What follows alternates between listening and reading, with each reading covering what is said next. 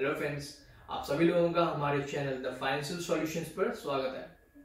जैसे कि अभी तक मैं लाइफ इंश्योरेंस से रिलेटेड वीडियोस ला रहा था, बट आज आपके लिए मैं कुछ डिफरेंट लाया हूं, दैट इज हेल्थ इंश्योरेंस।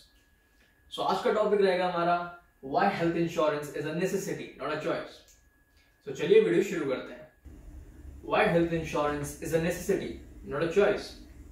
सो पहले हम ये समझते हैं कि हेल्थ इंश्योरेंस है क्या, what is health insurance. So basically health insurance आपके मेडिकल एक्सपेंसेस होते हैं, जो जितने भी मेडिकल एक्सपेंसेस होते हैं वो सारे कवर करती है आपकी हेल्थ इंश्योरेंस। मेडिकल एक्सपेंसेस जैसे कि आपके हॉस्पिटलाइजेशन कॉस्ट, आपके मेडिसिन, जितनी भी मेडिसिन होते हैं उसकी कॉस्ट, इवन आपकी जो डॉक्टर की कंसल्टेशन फीस होती है वो भी सारा का सारा कवर हो जाता है। So next point is types. Basically आपकी जो हेल्थ इंश्योरेंस है वो दो टाइप्स की होती है। First is individual and second is floater policy. Individual के तो नाम से ही समझ आ रहा होगा कि इंडिविजुअल एक इंडिविजुअल पर्सन के लिए ही होती है। एंड जो सेकंड है आपकी जो फ्लोटर पॉलिसी है, फ्लोटर पॉलिसी आपकी बेसिकली पूरी फैमिली के लिए होती है। सपोज एक पर्सन है, उसमें उसकी वाइफ, उसके बच्चे, जितने भी बच्चे हैं, उसके इवन जो मॉम डैड है, वो सारे कवर हो जाते हैं। मतलब आप एक हेल्थ इंश्योरेंस का प्रीमियम दे रहे हैं और उसमें कवर सारे हैं, मतलब उसमें कोई भी यूज कर सकता है। इवन अगर किसी उसकी वाइफ को कुछ अगर होता है तो वो हेल्थ इंश्योरेंस पॉलिसी उसके लिए कवर कर लेगी। अगर सपोज उसके हस्बैंड को कुछ होता है तो वो उसमें कवर हो जाएगा, अगर बच्चों को कुछ होता है तो वो कवर हो जाते हैं। बट आपके बच्चे इसमें अगर 25 ईयर्स के नीचे हैं तो वो फ्लोटर पॉलिसी में साथ में हो सकते हैं। अगर 25 के ऊपर है तो उनको अलग से इंडिविजुअल पॉलिसी लेनी पड़ेगी। सो next point is medical underwriter. So medical under कौन होता है और क्या होता है, उसका काम क्या होता है। मेडिकल अंडर बेसिकली इसका काम ये होता है कि जितने लोग भी अप्लाई करते हैं हेल्थ इंश्योरेंस के लिए, तो वो इसका काम ये होता है, वो डिटरमाइन करता है कि आप लोग जिसने भी अप्लाई किया है वो लोग क्वालिफाई करते हैं उस हेल्थ इंश्योरेंस के लिए या फिर नहीं।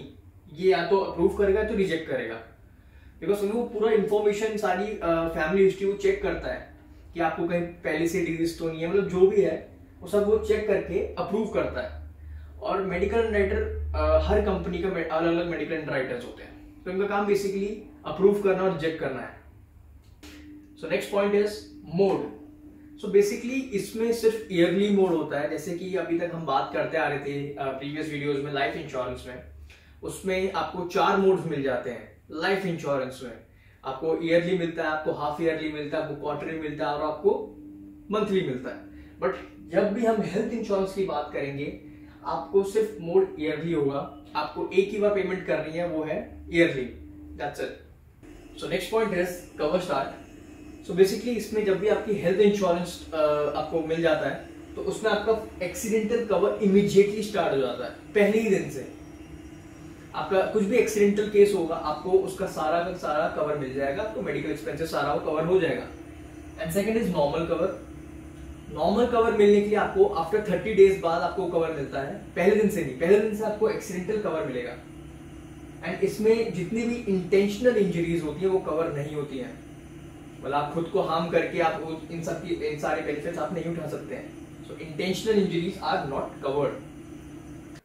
सो next point is pre existing disease. ये पॉइंट बहुत इंपॉर्टेंट है।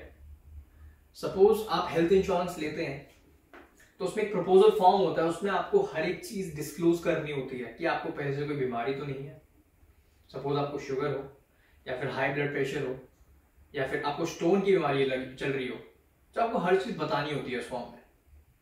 एंड अगर आप नहीं बताते, आप छुपा लेते हैं, सो आपकी जब क्लेम की बारी आती है तो उस टाइम कंपनी आपको क्लेम नहीं देती, बिकॉज आपने छुपाई थी ये बात। ये तो हो गया केस 1। एंड केस 2 आप समझते हैं। केस 2 ये होता है, कुछ कैटेगरी, कुछ ऐसे भी लोग होते हैं जिनको आइडिया नहीं होता मेरे को बीमारी है अंदर, मेरे अंदर स्टोन है, मेरे को आइडिया नहीं है, और वो हेल्थ इंश्योरेंस ले लेते हैं। जब उनकी क्लेम की बारी आती है तो उनका क्लेम पास हो जाता है विदाउट एनी प्रॉब्लम। सो काफी लोगों को क्वेश्चन आ रहा होगा कि भाई मैं भी ऐसे, मेरे को अगर पता भी होगा कि मेरे को कोई बीमारी है तो वो तो मैं छुपा लूंगा, मैं बताऊंगा नहीं, मेरे को तो छुपा लूंगा, तो मेरे को भी क्लेम मिल जाएगा। बट नहीं, जब आप डॉक्टर के पास जाते हैं, डॉक्टर आपसे पूछेगा कि आपकी कोई मेडिकेशन या कोई मेडिसिन चल रही है, कब से आपको बीमारी है, ये सब, तो बात बात में आपकी बात को निकल जाती है। सो उस टाइम आपको क्लेम नहीं मिलेगा। सो मैं आपको ये एडवाइस करूंगा, आप हर चीज पहले से डिस्क्लोज कर दें, आपका थोड़ा सा प्रीमियम बढ़ जाएगा, बट ये बेटर है। कहीं आपको एंड में वो क्लेम ही ना मिले तो फिर उसका फायदा क्या है? क्लेम क्या मतलब आपको पैसा ही ना मिले, सारा कवर ही ना हो।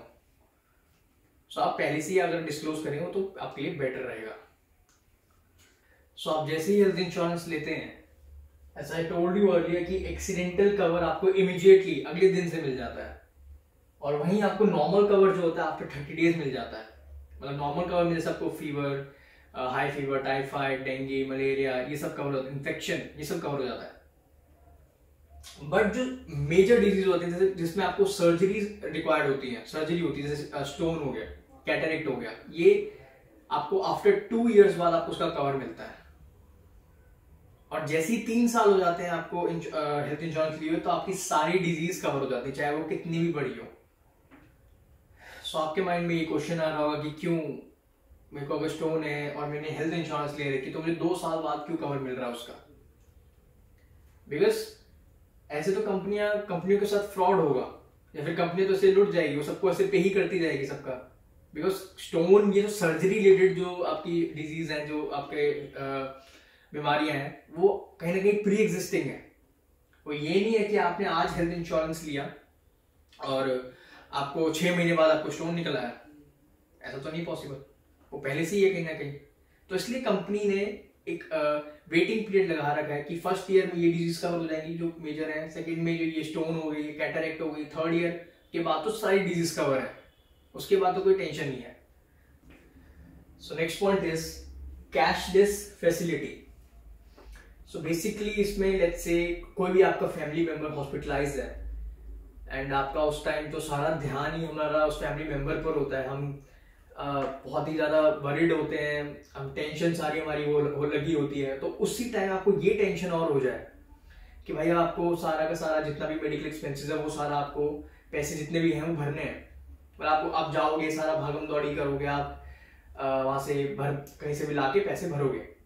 बट इस बेनिफिट के थ्रू आपको क्या हो जाता है, आप वहां पे एक टीपीए करके डेस्क होता है, थर्ड पार्टी एडमिनिस्ट्रेटर, वो वैसे तो आजकल खुद ही पूछ लेते हैं कि आपका कोई हेल्थ इंश्योरेंस है, या फिर आप अगर नहीं पूछते तो आप वहां पे बता दें कि हमारा हेल्थ इंश्योरेंस है इस पर्टिकुलर कंपनी में।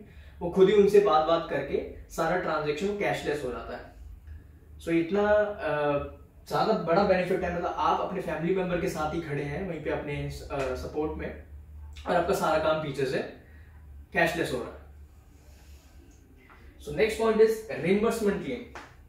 मतलब हम ये समझते हैं कि कोई छोटा शहर, उसमें कोई छोटा हॉस्पिटल हो, मतलब जितने भी बड़े बड़े हॉस्पिटल, इवन जो मीडियम वाले हॉस्पिटल, सारे वो मेजरली पैनल में आते हैं। बट कोई एक आधा जो छोटा सा हो वो पैनल में ना आता हो, तो उसमें क्या होता है, आपका जितना भी बिल आता है आप उस टाइम पे कर देते हैं, एंड जितना भी उसमें ओरिजिनल बिल होते हैं वो आप संभाल के रखते हैं, और वो ओरिजिनल बिल के थ्रू आपको जितना भी आपका जो कैश लगा होता है, जितना भी पैसा लगा होता है, आपको सारा का सारा पैसा वापस रिम्बर्स हो जाता है। So next point is pre and post hospitalisation. जितना भी आपका प्री एंड पोस्ट के जितने भी खर्चे हैं, मेडिसिन से लेके डॉक्टर के जो कंसल्टेशन फीस है, सिटी स्कैन, ऐसे मतलब बहुत खर्चे हैं, वो सारे कवर हो जाते हैं। और हर डिफरेंट कंपनीज की, जहां से भी आप हेल्थ इंश्योरेंस लेते हैं, सबका ये अलग अलग लिमिट होती है। तो उसमें कुछ आपको, जैसे जहां से मैं प्रेफर करता हूँ दैट इज HDFC ERGO।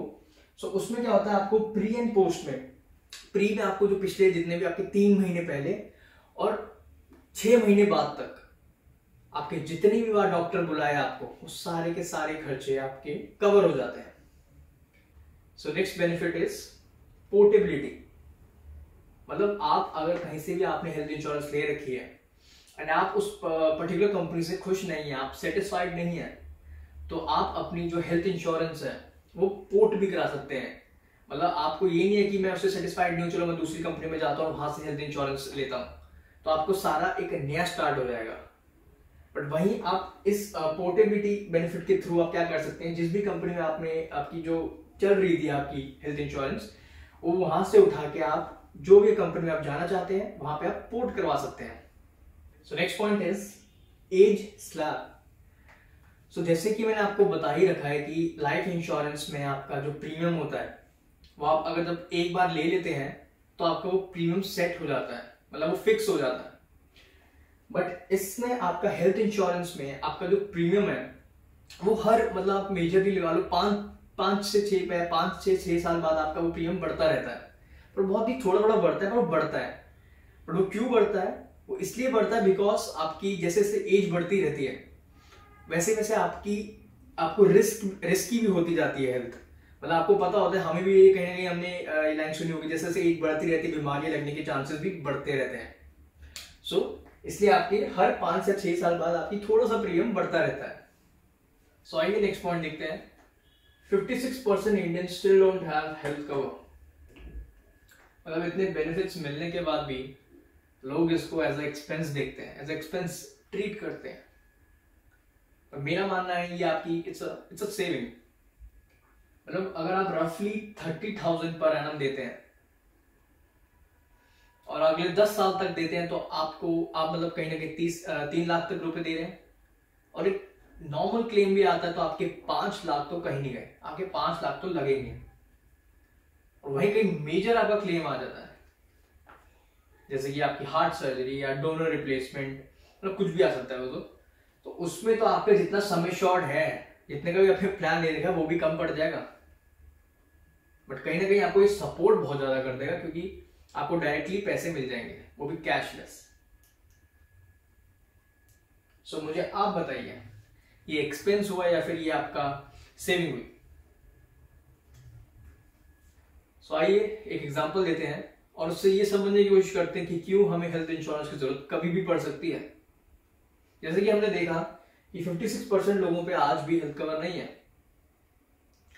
और उस टाइम जो भी हॉस्पिटलाइज हो रहा था, मतलब इवन कोई फैमिली मेंबर हॉस्पिटलाइज हुआ जैसे किसी पर्सन का, तो और उस पर हेल्थ प्लान नहीं है, हेल्थ कवर नहीं है, तो वो अब पैसों का इंतजाम कहां से करेगा? उस टाइम तो कोई किसी की हेल्प भी नहीं कर रहा था, कोई अपने घर तक नहीं बुला रहा था, कोई रिलेटिव किसी की हेल्प करने को रेडी नहीं था। वो अपनी सेविंग्स के थ्रू अपना घर चला रहे हैं, कोई हेल्प करेंगे भी क्यों किसी की? उस टाइम इतनी वर्स हो चुकी थी सिचुएशन। तो उस टाइम जो भी हॉस्पिटलाइज हुआ जिसपे हेल्थ प्लान नहीं है, तो वो क्या करेगा पैसे इंतजाम करने के लिए? वो पहले अपनी प्रॉपर्टी बेचेगा, कोई ना कोई प्रॉपर्टी तो होगी वो बेचेगा, अपने गोल्ड बेचेगा, अपनी जो सेविंग्स है उसको उड़ाने को रेडी होगा, क्योंकि उस पर और कोई ऑप्शन ही नहीं है, क्योंकि ट्रीटमेंट तो करवाना है ना। और यही उस पर हेल्थ प्लान हो, हेल्थ इंश्योरेंस हो, वो सारा कैशलेस उसका काम हो जाएगा, बिना कोई टेंशन लिए। उस टाइम वैसे इतनी टेंशन हो रखी है कोरोना की, उसकी फैमिली मेंबर को वो देखना, वो टेंशन में घूम रहा है, और उसको ऊपर से ये टेंशन भी दे दिया जाए कि आपको पैसे का इंतजाम करना है।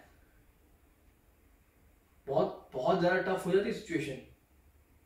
सो मेरा तो मानना यही है कि आपका एक्सपेंस नहीं है, ये आपकी सेविंग्स है।